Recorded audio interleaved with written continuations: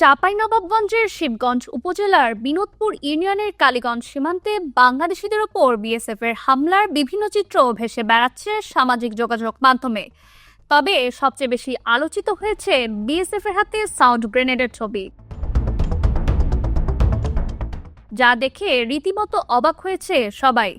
শনিবার 18 জানুয়ারি আন্তর্জাতিক আইন লঙ্ঘন করে বাংলাদেশি নাগরিকদের উপর সাউন্ড গ্রেনেড, ককটেল, তীর ধনুক নিক্ষেপ করে বিএসএফ, যা সুস্পষ্ট আন্তর্জাতিক আইনের লঙ্ঘন বলে জানিয়েছেন মহানন্দা 59 বিজিবি ব্যাটালিয়নের অধিনায়ক লেফটেন্যান্ট কর্নেল গোলাম কিবরিয়া।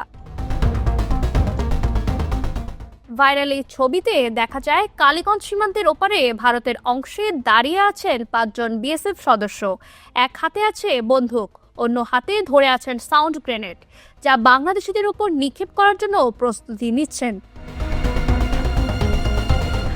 এর আগে শনিবার দুপুর 12টার দিকে ভারতীয় 500 থেকে 600 নাগরিক বাংলাদেশি নাগরিকদের আম গাছের ডাল কেটে দেয়। এতে বাংলাদেশি ও ভারতীয় নাগরিকদের মধ্যে হাতাহাতি হয়।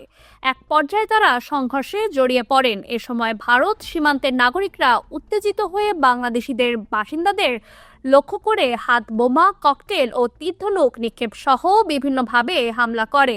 এতে একজন বিজিবি সদস্য ও 25 থেকে 30 জন বাংলাদেশি নাগরিক আহত হন। Naushin Tasnim Rahman, Dhaka West news.